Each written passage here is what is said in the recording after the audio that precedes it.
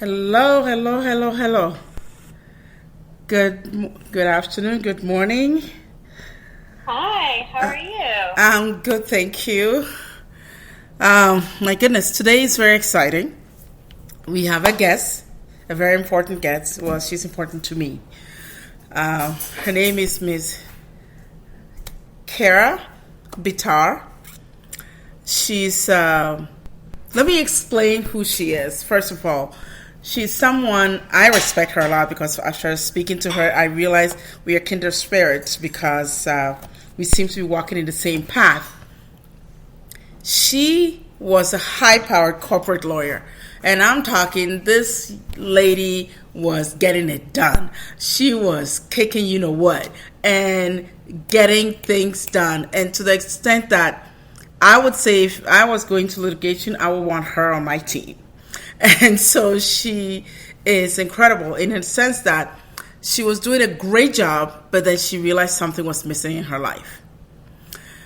She was not fulfilled. She was not happy, and something was wrong. And she realized that she have to give up joy. She have to give up that inner peace and mental well-being to be successful or get to the top and realize she's empty inside. And you won't believe what she did. She dropped everything, quit her job, decided to start a new life.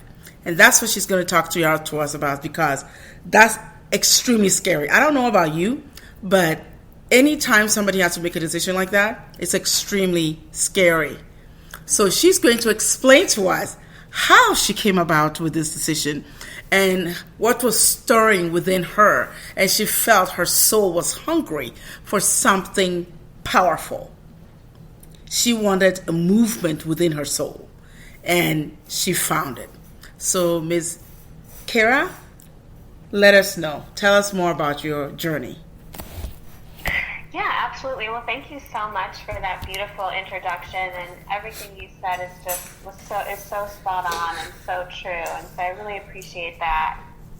So yeah, I planned my whole life to become an attorney. When I was in middle school, I was wearing Harvard Law sweatshirts, and yeah, I knew at a young age I thought that's what I wanted, and so I really, from a young age, that was my plan, and so I worked really hard to that end, and I went to Duke Law. I went on a scholarship, and from there, I went on to work at one of the largest law firms in the Southeast as a corporate litigator.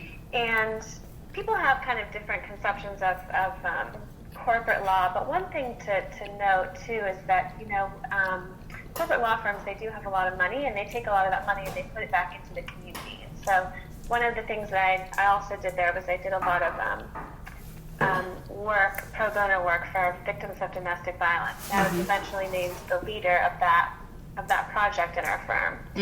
And so I really had on paper this kind of perfect looking life. And I had everything that I thought I wanted. I had the big law job. I was making a lot of money. I had this cute little home that I bought in the city, and I got to go on vacations. I had nice clothes, and I was getting a lot of respect from my colleagues. I felt very respected by them, very appreciated by them, and I felt like I was doing, for a lawyer, work that it was meaningful work. And so it was like I had everything I thought I wanted. But even though I had all of this, and even though on paper my life looked really perfect, I was deeply unhappy. And I didn't know why. I just kept looking at my life being like, I have everything I thought I wanted. And I had everything that I felt like I was told I should have, or I should want. I had the things that I felt like I was told were going to make me happy, were going to make me be fulfilled. It's like Yes. you get the job, and you get the respect of people, and you get the money, and it's like those things are going to make you happy. Yes. And they didn't. It didn't make me happy. And I felt like something, like I just felt deeply unhappy. I didn't understand why, and I was doing this work that I would say actually was meaningful work, but it was like I felt nothing. It's just like, oh, okay, I'm doing this work, but it didn't feel like anything to me. And so eventually it was an incredibly hard decision for me, because this is something I had planned for my whole life. And it was something that it was like, on the outside it looked so good. But I did eventually make the decision to leave. And I made that decision because, I mean, I just felt like, you know, something has to change, or something has to give in my life. Like I need answers. And it was a kind of like, I wasn't completely clear-minded about this. It was confused to me. You know, it's like, well, yes. I feel really bad, but I should feel good, but I don't. You know, I hear that. Yeah, I feel bad, and so I, you know, and kind of the biggest thing in my life was my job. That was kind of like the biggest thing in my life, and so I just thought, okay, well, this is the thing. Like, this is the thing that needs to change. This is the thing that, you know, I need to I need this to change in some way, and so. So hold on. Let me interrupt for a second here. You came to a decision, a conclusion that it was your job. And you had an inkling that you were going to change that. And the job was the one you were focused on. Is that clear? So then you focused on that. What was the final decision to make you to do that big step, or I don't even, for lack of a better word, chop? Yeah, I just got to the point where I was just like, I've got, like, something has to change, and I think this is the thing that needs to change, and so this is what I'm going to do. And there was a part of me, like, I didn't really fully understand that at the time, but there was a part of me that was just like, almost like calling me to something else, I would say, in a way. Whoa, so you heard the call, and straight from within. It was from within, but I wouldn't have known that at the time. Like, I know it now, but at the time, it just felt like this, like, I've got to change something. Like, there was a part of me that did believe or think, I thought, there has to be more to life than this. Like, because the thing is like, so in my job, there were some people who really did thrive in that environment, and some people who really did love that job. There were other people, though, like, I was a person who I was struggling. Again, I didn't totally know why. Yes. And, you know, I would talk to some of my colleagues, just kind of curious what their kind of views were on life and the job and everything. And I remember very vividly talking to one of them, and him just being like, yeah, you know, this is what life is. It's not great, you know. It's like we just feel like this is like this isn't great, and like I don't love my life, and I can't wait until I get a break. But you know, like, you know, we make good money and we have it better than a lot of people, and you know, that's just what it is. And it was like that just like sucked the life out of me. It's like, no, there was a part of me that was like, no, there's more. Like, there's more, and I want to find it, and I want to know it, and I want to experience it. But then there was this other part of me, like, totally and utterly petrified of leaving that job. Yes, fear is a very strong thing. Yeah. I can't leave this amount of money. I can't just walk away from this amount of money. And the thing was, when I did walk away from it, I walked away from it without any sort of plan. Oh, wow. Yeah, I didn't know what I would do when I left. Like, and the thing with the firm I worked for is they had a lot of connections, and so if I had wanted another job, say for another company, or like, they would have helped me to get one. And I also had a very good resume, but it was like, again, there was part of me that knew I'm going to walk into something different, and that thing is going to be different, but I'm going to feel the same. And so I chose not to do that, not to go that route. It was like I needed to just like walk away and let everything go so that I could find answers. That's amazing, because anytime from what I've done with my clients in the past, what I recognize that the fear and the hold of the present life, the comfort, the complete comfort of everything that they have or what they believe they've built, holds them back so much that they don't recognize the fact that it's hurting them. They don't recognize that it's stopping them and blocking them from growing and recognizing more. So they hold on to that. But here you were struggling with that. And yet you still made a decision to go forward. Yes, I agree wholeheartedly with what you said, with what you just said. Mm-hmm. It's like, and again, I didn't realize this at the time. I realize now, I see clearer now what all was happening. And I see clearer now that the action I took was very powerful action. Because it was action I took in the face of fear. Like, I didn't let the fear dictate what I was going to do. Because if I wouldn't have left that job, the reason I wouldn't have left would have been because of fear. And that was the reason. Like, that was the thing that really kept me there. And, yes. And yes, you're absolutely right. Like, I realize now that we think like being in states of comfort is where we, get the things that we want. It's quite the opposite. Yes. Yeah, but I was absolutely petrified of doing it. And I remember when I finally got up the courage to do it, I remember so clearly, like, sitting in my office and finally getting up from my chair and, like, walking down the hall of the partner's office. Like, it felt like this completely out of body experience. And even after I did it too, I beat myself up for doing it. Like, I wasn't just like, obviously it would have been better if I'd have just really owned what I was doing. But I didn't. I was very afraid of what I was doing, and I didn't know it was going to come. Like, I didn't know what was ahead of me. I really didn't. So, yeah, I mean, I was quite afraid when I did it, but I did finally get up the courage to do it. So. And that comes in mind based on what you just said now. And eventually I'll share that poem. I didn't think it was appropriate to share it with anyone, so I never even told anyone. But I wrote this poem, and I remember writing in it, and I said, every single hero, every single leader, every trailblazer is petrified. They face the fear. The reason why they face the fear, whilst they're taking the steps to do what they have to do, they are looking at the fear. They're thinking about the fear. They are recognizing that I'm in fear, and yet they still take the step.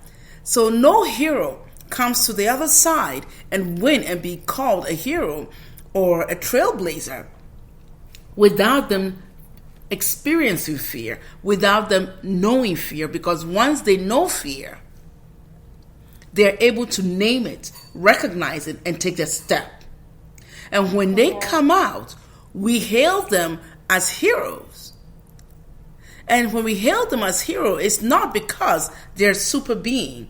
It's because we recognize our limitations and seeing the fact that, wait a minute, I could not do that, because we start looking at only the fear and not seeing anything else. That's the difference between us and the person that makes the hero step and win the battle. And you won the battle because you plowed through, looking at the fear, recognizing it, seeing it, taking the step regardless, and still saying, yes, I'm fearful. I put a name on it. I call it what it is, but I'm still going to do this.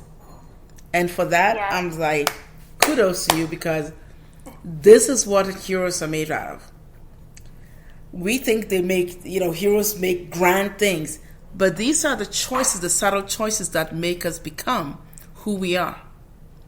And for you to find the courage to plow through in the midst of all that hold, the obscene amount of money you were making, the accolades people were giving for you at work, respecting you, giving you the opinion. And I could see a lot of work environment, when people get that level of love and appreciation, they stay. They don't want to rock that boat. They're like, I got everything I need, and an admiration and respect for my job. That's what I want. And it's amazing that you saw all that and still moved. So yes, you are my shero, and I'll say it. Yeah. Well, that's a beautiful thing to say to me, and I appreciate that so much. This has been a long journey. It's been these were hard things for me to do. Challenging things is a better word. Mm-hmm. But I wholeheartedly agree with everything that you said, in that, we really do have these, these ideas, and even I have this idea, and I think it's actually kind of getting a little bit, I'm seeing it a lot kind of in the wellness kind of spirituality space too. It's yes. That it's, there should be things should be not easy, but kind of, you shouldn't have to step out of your comfort zone, or things will just come to you, or something to that extent. I'm not saying things are hard, but there is so much power in taking steps that are uncomfortable, and taking steps where you are in fear, and you do the thing anyway. Yes. And I didn't realize at the time that I was taking powerful action, and if I would have owned that action so much more. And that's something I want people to do, is own that action. Like when you're taking these steps where, it's something like that, the situation I was in, you can own that and feel confident in that. I didn't, because I didn't kind of see then what I see now, but I think everything you said is just so accurate, and it's also, when we do things like that, we do step into our own power. Yes. I did not feel powerful in that job, and I thought that I would. I thought that once I made it as an attorney, especially in the environment that I was in as an attorney, making all that money, working for such a big, respected firm, yes, that I would feel powerful, that I would feel worthy and valuable and all those things, and it didn't happen for me. But I will tell people, when you take action that you're afraid of doing, yes, you really do step into and realize that you are way more powerful than you ever thought you were. It's powerful, and the fact of when people are taking these steps, even though it may look like little steps, it's giant steps, because the fear that you're staring down is not easy. Right. And so we need to own that power and grow with it. And the strange thing is, the more you begin to own it and grow with it, you become more powerful. But the fact you don't even recognize it until you look back and you're like, whoa. I did that? So true. And so true. It's powerful, because you recognize yourself. You're like, wait, I didn't even know I was doing that. I did that? Whoa. Yep. Where did I get? We don't know. But one thing we do know is that you knew you were going somewhere. You may not know exactly where you were going, but you knew you were going somewhere. And you knew, it's like internally, you knew what the feeling would be when you get there. But you didn't quite know what that was. Yes, that's very well put. There was something in me that was like, this is not it. There is more. There is something for you. And there is something ahead of you. Even though when I looked at even though, and then there was this other part of me that was like, no, there's nothing ahead of you. You literally have no plan. You know what I mean? What are you going to do? Yes. But there was an internal, there was a part of me that was no, there is something ahead of you. And I think that's what was the driver for me. Again, I didn't fully understand it, at the time. But I followed it nonetheless. Yes. And once you started following it, how did you make sense of it to yourself? Once you realized, okay, now I'm here and I'm following it, were you constantly looking back? Oh, yeah. Yeah, so I after I left my job, So again, it was a kind of confused thinking. It was a kind of conflicted thinking, because again, I just didn't have clarity, and so it was like part of me was like, this needs to happen. Like you're like part of me knew I was going to leave that job. Like part of me very much knew I was going to leave that job. So it was like part of me kind of like knew that was going to happen, and I was going to leave. But then there was still this part of me too that was like, it like blamed my job for the unhappiness that I was having, and was like, if you get away from that job, give it 2 weeks, you'll figure something out, right? Because the problem was, I was very respected, and I respected my colleagues, and I had so much appreciation for that job. But it was a very high pressure, high stress job, and I worked a lot. So it was kind of like, well, once you get away from that, once you just get a break from it, like you'll figure things out. You give yourself 2 weeks. 2 Oh my weeks. goodness, 2 weeks was definitely not what has happened. That is interesting. Yeah, 2 weeks was not even close. After I left the job, a couple things happened. Okay. One, I realized that I had basically been operating on adrenaline for years, and so when that stress went away, my body just completely crashed. It was like I had like my whole body ached. I was so tired. It was like difficult for me to drive somewhere. I mean, this was shocking considering that I was operating at this super, super high level. Yes. And all of a sudden it was like, it's hard for me to drive. That was really shocking. Yeah. And then the other thing that was even harder than that was you would think, okay, I did all of these things. I have this resume. I've only been away from my job for like a little bit of time. You would think that I would be able to say, I still feel worthy and valuable because I've done all of those things. Yes. Right? I felt completely worthless. I mean, goodness. was like, it didn't matter that I had done all of that stuff. Like, none of it mattered. And when that job went away, it was like my value and worth went right along with it. And I just felt like nothing. I mean, just absolutely like nothing. And so when these two kind of things happened, it was like, well, okay, now what do I do? And so I really was just like, I really decided I'm going to give myself 100% to finding answers. I'm going to give everything I have to it. Like, I'm going to give it all. Everything I have, all my time, the money I have, whatever, I'm going to give it to finding answers and to healing my body, to getting my body into a healthy state, and to figuring out, why am I feeling this way? And can we live a life where we have success and where we're happy and where we're excited and where we're passionate and where we're energized? Yes. By life, can we do those things? And so I made that was what I did. That became my like full-time job, if you want to call it. Yeah, because it's almost like it was the beginning of the rest. It was the beginning of the rest of your life, but also the journey of discovery of what you needed, what was stirring within you, or the call.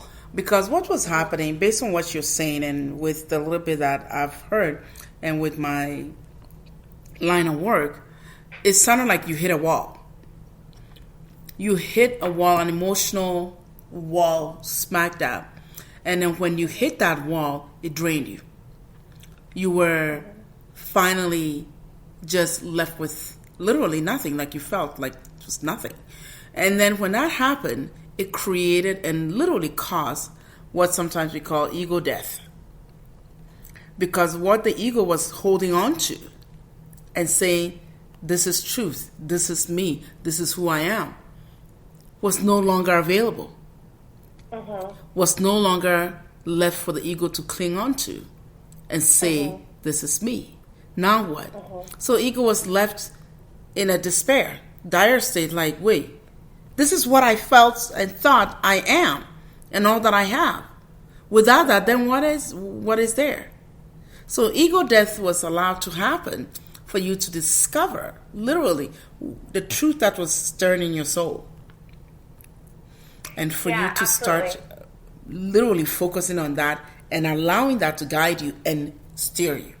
It may not make sense to anybody, but that's what was happening. and you were like, okay, I'm present. I'm going to do everything I can to heal. Yeah, it was like my whole identity went away. Yes. Not my whole, like the who I thought I was. Mm-hmm. It went away. It was gone. Mm-hmm. And it was so fascinating that it could just go like that. Mm-hmm. Because I had spent years creating it. And so much hard work and so much planning, and to watch it just in an instant, like I leave that job, it's just gone. Mm-hmm. It was a really interesting, hard, challenging experience, but it showed me like I have totally, like, I thought that my value came from all of these external things I did. Oh, wow. I had no sense of an internal value and an internal worthiness. I had none. And it showed me too. I mean, I've learned over time now. I see I actually went into that job for kind of all the wrong reasons, in the sense that I really did. I had no sense of like, I'm valuable, I'm worthy. I was always trying to create value. I was always trying to make myself valuable. I was trying to make myself worthy, you know. And in my mind, in the kind of the family and the town kind of community area that I grew up in, I thought being a lawyer was a very like noble thing to do, and that was going to be the thing that like gave me the value and the worthiness and like made me feel good. And it didn't. And then when that went away, I saw so clearly how I actually felt. Like, how do I actually feel about myself? And it was not good. So, not good. Because now you had to start learning how to listen to your intuition. Because you were in a environment where intuition had to be very low or pushed aside and look at the facts and what was available, because this is the what, and it's so strange. Because you created that identity, because you created that image and that system of believing what you've created, it was truth to you. Yep, absolutely. Because you created it, it is truth. And it's so strange that most of the things that we create as humans, when we do that, we believe it so heartedly. And that brings something in mind, projection. When we project an idea onto another person, we believe it so much because we've rehearsed it in our head, we created it, and we've conversed with it, looked at it, and understand that. So now when we project it onto another person, we believe it's truth. There's nothing else. And when that happens, others who may not adhere to that truth that we've created on our own, or when we start questioning, then we start looking at ourselves like there's something wrong with us. Because guess what? I've created this. And it was my truth all along. How could I then turn around and say this doesn't make sense? Or if somebody tells me, no, there could be something else, we won't believe them. Let alone ourselves convincing ourselves that there could be something else. That creates a conflict within you, where you may find yourself even arguing with yourself and literally saying, stop it. This is nonsense. Move on. Yeah, it's so true. It's like it's like I was very divided. Yeah. It's like a very divided, and it was this kind of back and forth. And, you had asked me, like, did you look back? I did. I looked back and like, oh my goodness, what did I do? Why did I do this? And it was like part of me knew, like, no, you did the thing that you were to do. But again, then there's this other part of me, because I had this kind of, this like, yes, I was letting go of this kind of, I would say like this kind of like, similar to what you said, like this false kind of self that I had like thought that I was and who I created. And so it was kind of like a back and forth. It was challenging for me because I didn't have this this like, you know, this kind of laser clarity, like, no, this is the thing. I was trying to figure everything out as I went along, and like you said, like it was like I was like almost trying to, and I was trying to do it within myself. So yeah, there's definitely a level of challenge to that. Yes, and when that level of challenge came, did you have support for your decision? I'm married, and I was married when I left my job. My husband and I actually lived in separate cities because he had a job in a different city. And so, I mean, I had him, but, you know, I mean, it was like, talk about taking a totally different direction in life. I mean, it was like, I totally did this, like, dramatic thing, you know what I mean? And this is like, he's known me for some time, and all of a sudden I'm just like dramatically changing. I mean, that's that was scary. Quite a shift to try to support someone through. Yes. You know what I mean? And so I would say he did an exceptional job, but at the same time, I didn't really, it wasn't, I think in the end, like, I had him, and then on top of it, I did start seeing a lot of different practitioners and healers and all sorts of different people, because again, I was trying to find answers. I was trying to, you know, heal myself and do all the things. But at the end of it, it was really about, I can't say that I just had this like support from, you know, this person or that person. I would say I generally felt very much kind of, I was in this by myself. Yes, the isolation. The isolation feeling, the feeling of isolated. I did. I felt isolated.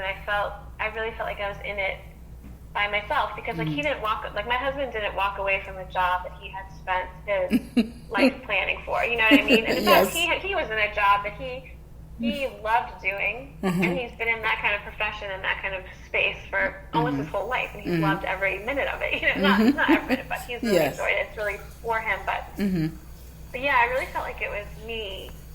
And then I ended up moving because he lived in a different city. So then I moved to the different city. And so now I'm in a new city. I don't know anyone. But at the same time, it's like it didn't matter. I knew this was between me and me in the end. Yes. I understand exactly what you mean.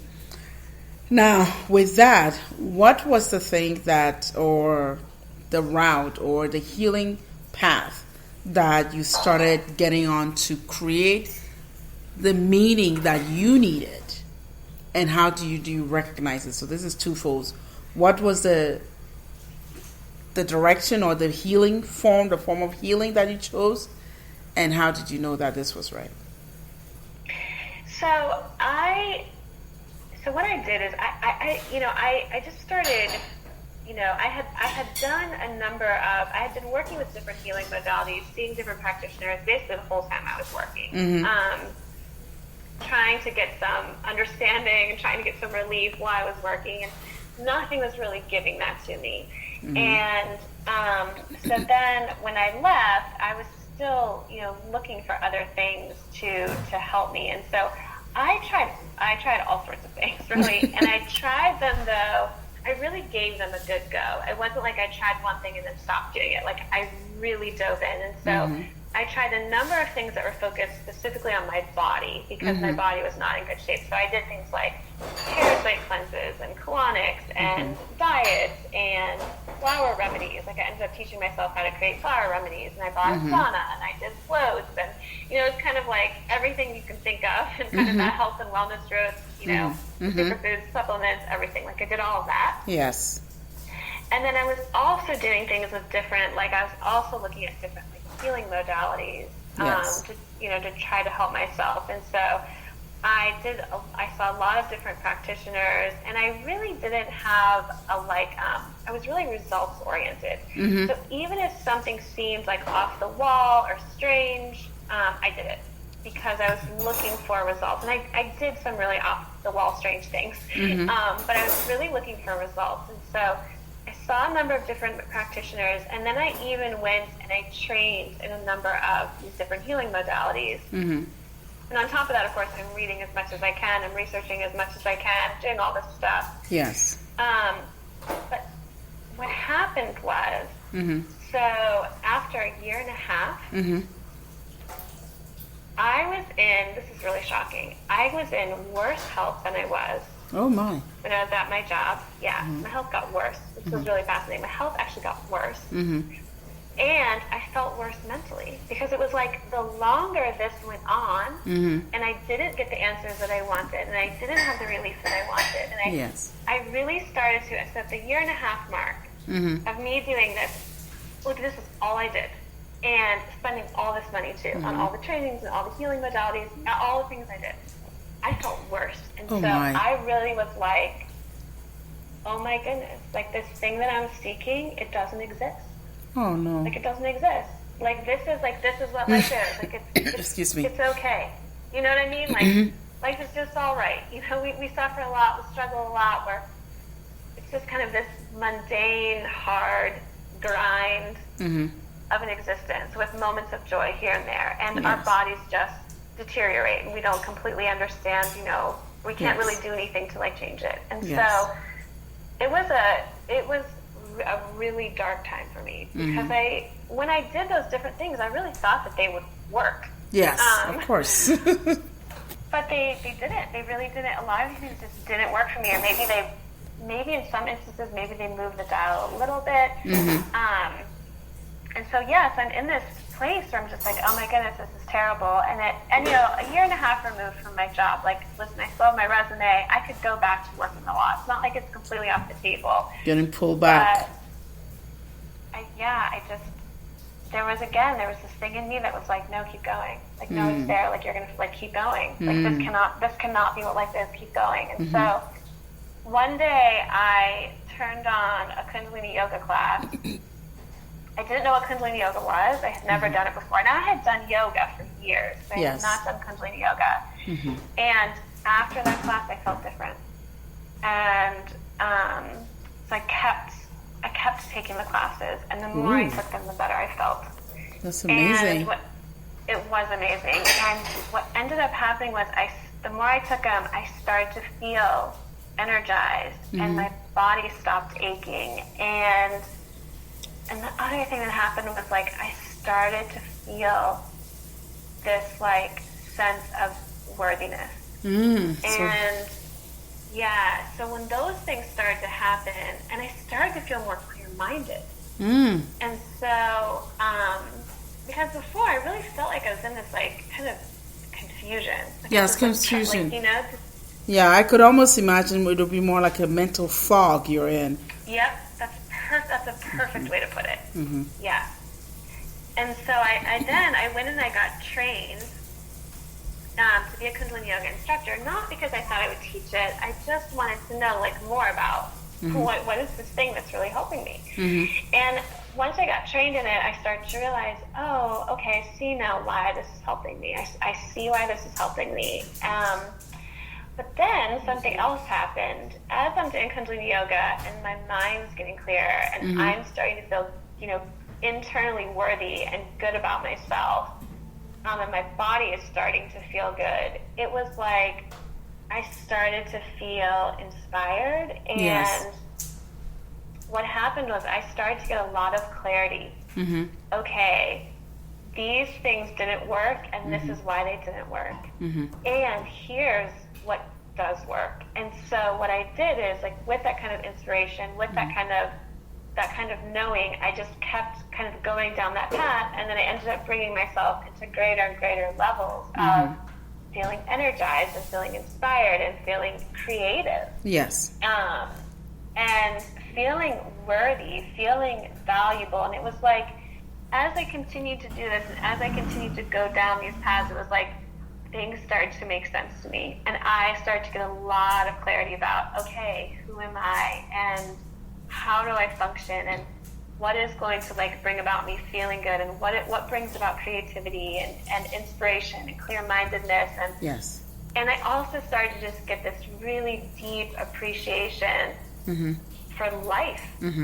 Like, for life and for myself in this experience. And so, that was kind of the... That's amazing, kind of the trajectory that took. Yeah, because Kundalini yoga is a practice of its own, and it's something that after talking to you, I went and read a little bit about it. And it's amazing that it helps people with psychological difficulty, emotional regulation, anxiety, and also learning breathing techniques. Yeah. Which is amazing because it allows you to begin to be present, to become self-aware, and learn how to process what is happening in each moment. Because I figured, most of the time we are either living in our past or in our future.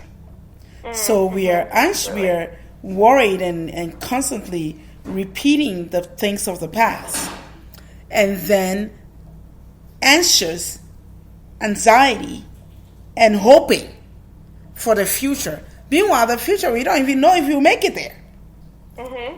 And the past is already gone and dead and gone. Instead of us moving, we are letting that hold us, and we have a problem being present. We have a problem being focused. We have a problem recognizing what is happening within the moment.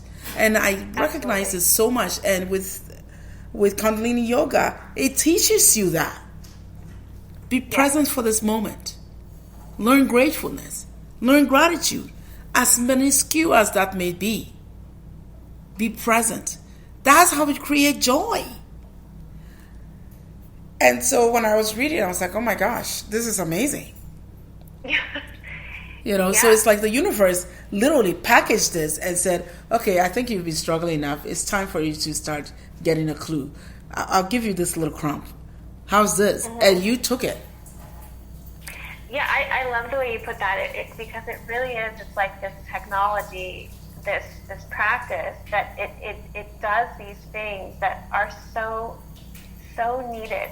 Yes. And so powerful, and so, I would say, so needed right now too, because just how you were saying, like the power of being in the present moment. Yes. Well, too, we're in an age right now, the technological age, where we're just inundated with all this information. Yes. And so it even takes us more out of the present moment. Yes. Because it's like we're just flooded, like we've got all this information coming at us all the time. And everything's fast-paced and it's high pressure and we've got all this stuff. And so I would say, this is an ancient technology, but it's like, it's so perfect at the same time for the time that we're in now. Yes. I think one of the things that it was like I knew I wanted a healthy body. I knew I wanted that.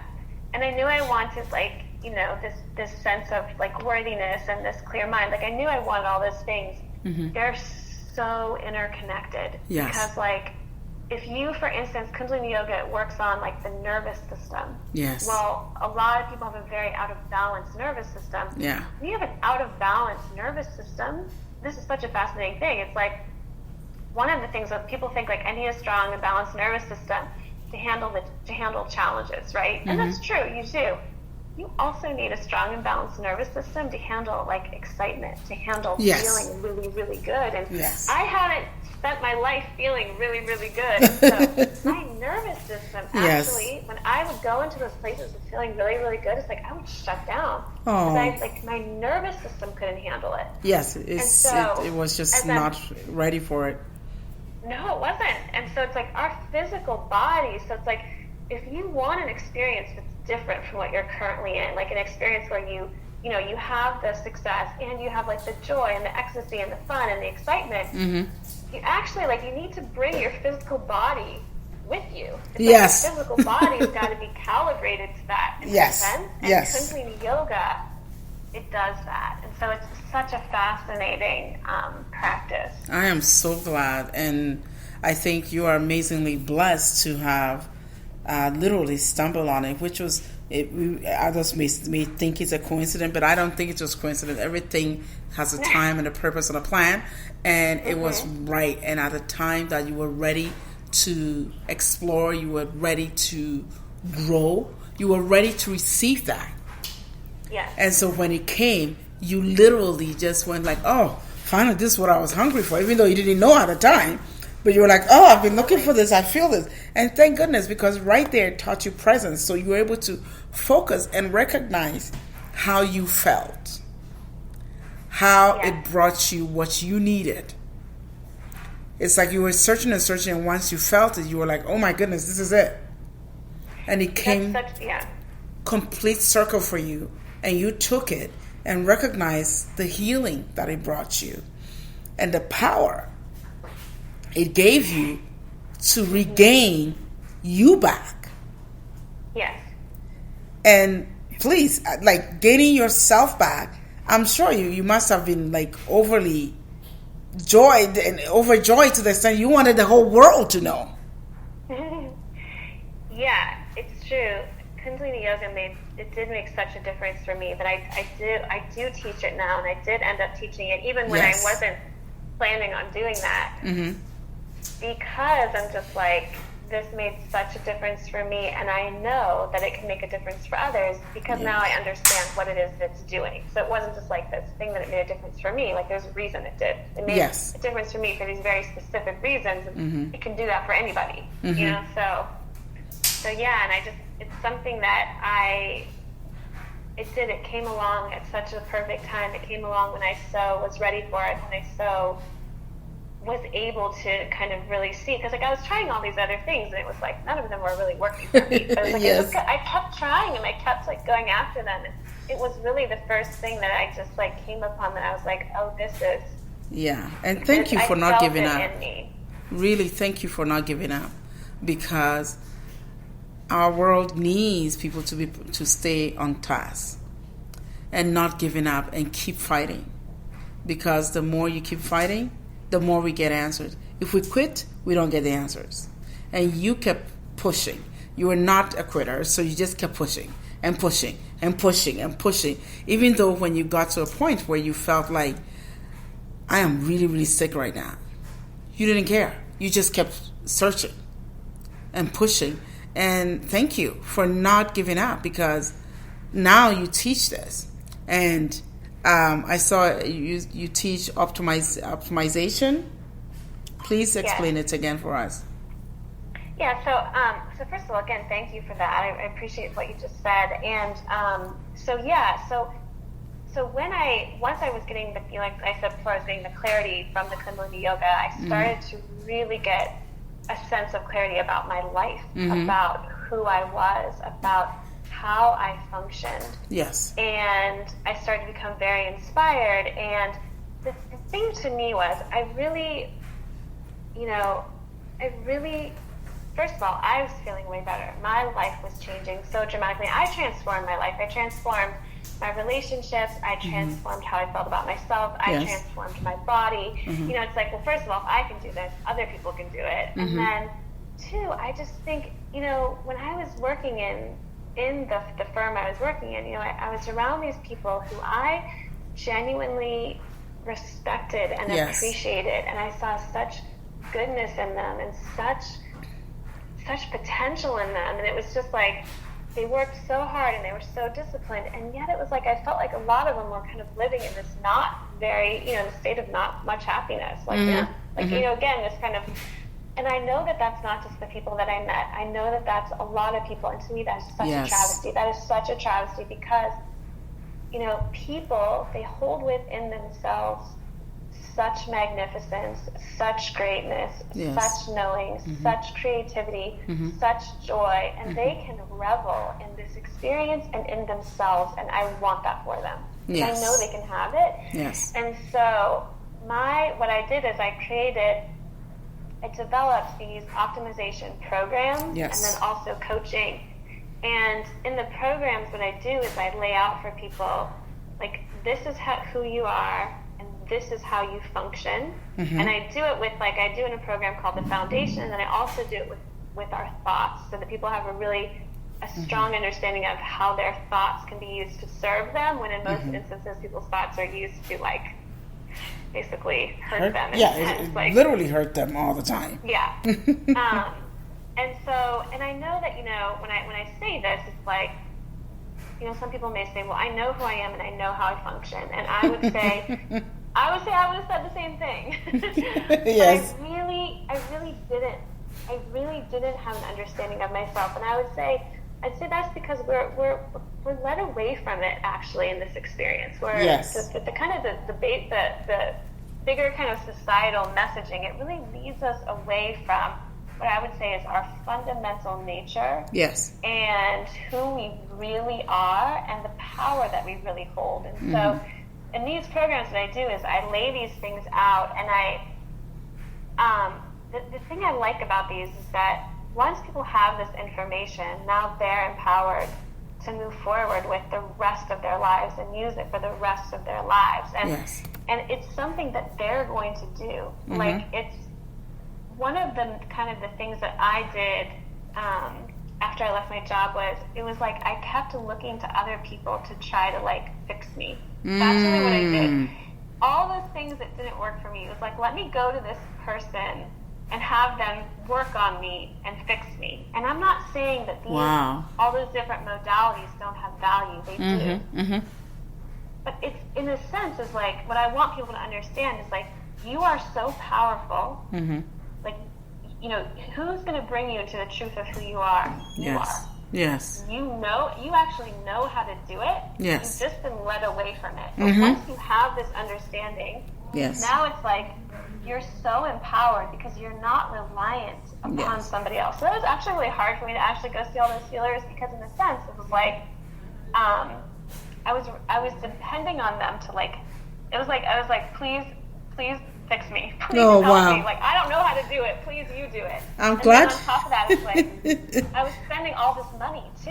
Which again, there's so much value to these practices, and I'm not saying they lack value, but when we really want to talk about, if you want transformation in your life, like, you're going to be the one who's going to do it. And it's just a matter of you understanding how to do it, and then being empowered to do it yourself, which is also why I like Kundalini Yoga, because once you learn the practices, they're yours. You do them. You have them. Like, you get to do them.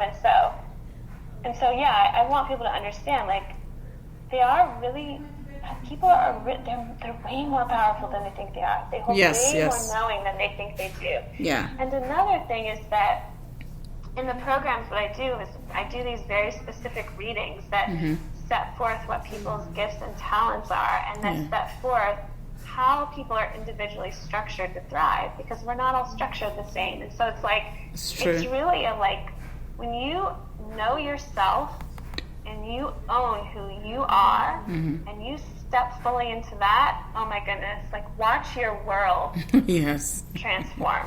Yes. And it's so powerful because in therapy, I always, when I have to have clients, one of the questions I always ask them is, what have you done to try and take care of the situation before you came here? And then another thing I ask them, have you thought and recognized that you are ready and you want a change? So then I ask that question specifically for one reason. I want to know internally, have they decided to work on themselves? And then I tell them, I do not fix anything. I'm not a fixer. What I am doing is that you have your own processing and how you live your life and what you do with it. You are inviting me to come and join your processing so that I can facilitate your growth and facilitate where healing needs to take place. That's all I'm coming to do. I'm a facilitator. And I usually, when I tell clients that, they're like, what? I came here for you. And then, of course, they bring kids and they say, fix my son, fix my daughter. And I said, wait a minute, you've had them for 20 years or you've had them for 10 years and now you want me to fix them? I don't fix. The child is not broken. And I tell people, are you ready to change from within? Because it's what a person needs to make their mind. And that's what you did. You were ready to create your own change. And you recognize that you were going to people to fix you. Yeah, but the problem is coming from within. It's not out there. So the external forces and all the people, they cannot fix. And you, thank goodness, you woke up and you were like, wait, I've been looking for them to fix me. But the situation is inside of me. I need to go inside of me to recognize that, so then I can gravitate towards what I need to allow my healing from within to flow. And that's what you did. Yes, absolutely. I did. I was looking for people to fix me, and it was just like, please, like, it was like, because I didn't know what to do. So I was like, please, Yes. please fix me, please help me. And I love what you tell your clients, because that is, it's ultimately, you're right, it's their decision. Yes. And there's so much, there's so much power in that for them, for them to know their own power. And that was something that I just did not understand. I did not understand the power that I held within. I really didn't. And it was too, my whole life was externally and outwardly focused. Yes. So then it's like, well, of course I'm going to look to somebody else to be the person, to like fix me or whatever. Yes. Or I mean, again, I wholly agree with you. I was never broken to begin with. That was also another issue that I was off on that. I thought I was, and I wasn't. Oh. But yeah. My goodness, I love this. Now, my next question is this. How do people get in touch with you to get their own optimization done, the program, and of course, how to help them use their thought to recreate their own growth and their own strength and healing? How can people get in touch with you? Because this is so valuable, and I need people to know that there's someone they can come to. Yeah, well, the best way to get in touch with me, so I have a website. It's www.caranicolebitar.com. So it's just my full name. And on that website is all of my contact information. And also I offer complimentary discovery sessions that people can sign up for on my website, where we can really delve into, what it is that they're wanting, Yes. Where it is that they are in life, and what they can do to bring about change, and if the programs are, how those programs can help them, and if they're a good fit for them. Because Yes. I'm wanting results for people, and so Yes. And so then also too on the website, I use Kundalini Yoga in my optimization programs. I just use it in a more customized way. So Yes. I use it in a way that's like, okay, what is this person's particular things that they're dealing with, and what's going to fit into this person's particular schedule. So all of my programs are really structured for efficiency Yes. and effectiveness. So they're for people who are, really busy and they don't have a lot of time, and Yes. they can still give them a lot of effectiveness. But I also do live stream Kundalini Yoga classes weekly, and so that's something else that people can sign up for on my website. Okay. And then that's very important for them to sign up and then get the healing that they need. And I like what you said about your program is not customized, where it's just like, it's not like it's standard where one size fits all. You said something that I thought it was very important, that you make it individualized, where you structure it based on their basic schedule. You structure it based on their own personality, or what they're dealing with, or how their growth is, or what, if they're willing to grow that way. I think that's very important, because people might say, well, that's not for me. But if they say that's not for me, and then they talk to you or sign up, and then they hear you say that, wait, we structure it based on your situation that you're in, your profession, or your busy schedule. That's very important, because it tells them that, hey, you're going to listen to them and what their needs are. Absolutely, 100%. And I want results for people. That's what I want for them. And I know what it's like to be so busy and to feel like you don't even have like an extra minute to spare. I totally know what that's like. And so, and I, even like I had a high pressure, fast paced job, but like so many people are so busy right now, whether it's like they have children or whatever it is that they're doing. So many people are just so busy. And a lot of the kind of the healing things that I tried along my, while I was practicing law, it was just like, it was such a burden for me, because I had so little time to do any of that stuff. Yes. And so I really do. It's really important to me. Like, this will fit into your schedule. We'll make sure it does, and then you also get results. Perfect. I love this. Now, before I let you go, I know your time is probably up. I wanted to ask the last question. And this is the last question because it's very important. If you could talk to your younger self with what you know now, what would that be? So this is such a wonderful question, and I love so much that you're asking it. So what I would tell my younger self is, I would say, you hold within you great knowing. Trust that and follow that above all. Yes. I love that, and well put.